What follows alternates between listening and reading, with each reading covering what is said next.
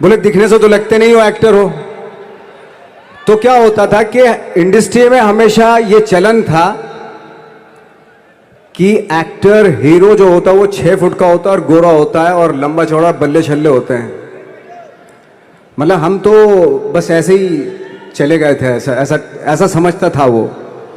और शिप्रा, मैं ये आपको यकीन दिलाना चाहता हूं इस चीज का कि मेरे खुद के रिश्तेदारों ने भी, जब मैंने उनसे इच्छा जाहिर की कि मैं एक्टर बनना चाहता हूं, तो उन्होंने भी मुझे डीमोरलाइज किया कि पहले शक्ल तो देख ले अपनी, क्योंकि 5 फुट का छोटा पतला दुबला सा आदमी, काला कलूटा, मुझे खुद को पता नहीं था कि इंडस्ट्री में मेरा क्या हाल होगा। बट एक जिद थी,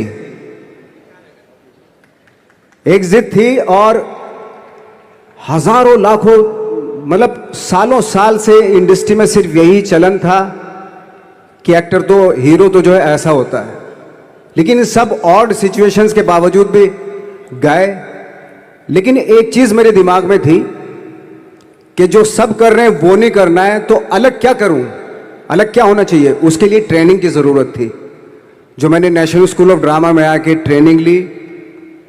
3 साल मैंने एक्टिंग की पढ़ाई की वहां पे, और अपनी एक क्राफ्ट के बारे में समझा कि एक्चुअली इस पर्सनैलिटी में अगर मैं लोगों को इम्प्रेस करना चाहता हूं, उसके लिए एजुकेशन की बहुत ज़रूरत है। या जो भी आप काम कर रहे हो उसमें क्राफ्ट, उसका एक्सपर्ट होना बहुत ज़रूरी होता है। ऐसे ही हवा में नहीं कि जैसे पहले होता था, अरे यार तो बहुत खूबसूरत दिखता है, फिल्मों में जाके काम करना शुरू कर दे, ऐसा नहीं। किसी चीज़ को बारीकी से जानना, उसके लिए ट्रेनिंग की, एक्सपर्ट्स की, एक्सपीरियंस की ज़रूरत होती है। तो मैंने ट्रेनिंग ली नेशनल स्कूल ऑफ ड्रामा से, और 2000 में मैं पहुंच गया मुंबई। मुंबई पहुंचने के बाद जब हम किसी ऑफिस में जाते थे, आई थिंक उससे पहले चलन नहीं था बिल्कुल भी। हम लोग गए, जैसे मैंने बताया कि ऑफिस में खड़े हो के, भाई हम एक्टर हैं, काम दोगे क्या? तो बोले पहले हुलिया तो देख अपना तू।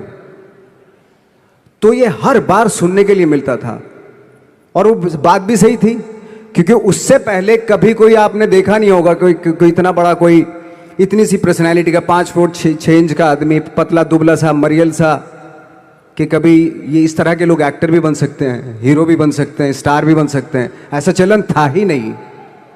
मैं कॉन्फिडेंट था बिकॉज ऑफ माई ट्रेनिंग। मैंने ट्रेनिंग ली थी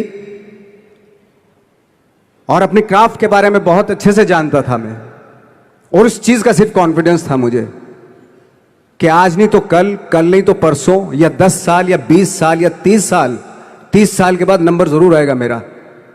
मैंने कभी भी अपने को टारगेट नहीं किया, टारगेट नहीं दिया मैंने कि अगर 2 साल ट्राई करके देखता हूं, उसमें अगर हो गया तो ठीक है, वरना कोई दूसरा फील्ड अपना लूंगा। ऐसा कभी नहीं। जिस चीज का पैशन होता है, जज्बा होता है, अगर आप दिल से चाह लो ना, तो पूरी दुनिया झुक जाती है उसके ऊपर। उसको पूरा करने के लिए पूरी कायनात एक हो जाती है कि इस आदमी की जिद के लिए, इस आदमी की जिद के आगे झुकना पड़ेगा, और पूरी दुनिया झुकती है आपकी जिद के आगे। लेकिन आपको जिद्दी होना पड़ता है, आपको बहुत सारे सेक्रीफाइस भी करने पड़ते हैं, क्योंकि ये आपने चाहा है। परीक्षा देनी पड़ती है आपको, जितना बड़ा इम्तहान होगा उतनी बड़ी परीक्षा भी देनी पड़ेगी। आसान काम नहीं है। छोटे छोटे टारगेट बनाएंगे तो छोटों में निपटारा हो जाएगा। हमेशा अपने आप को टारगेट बढ़ा दो।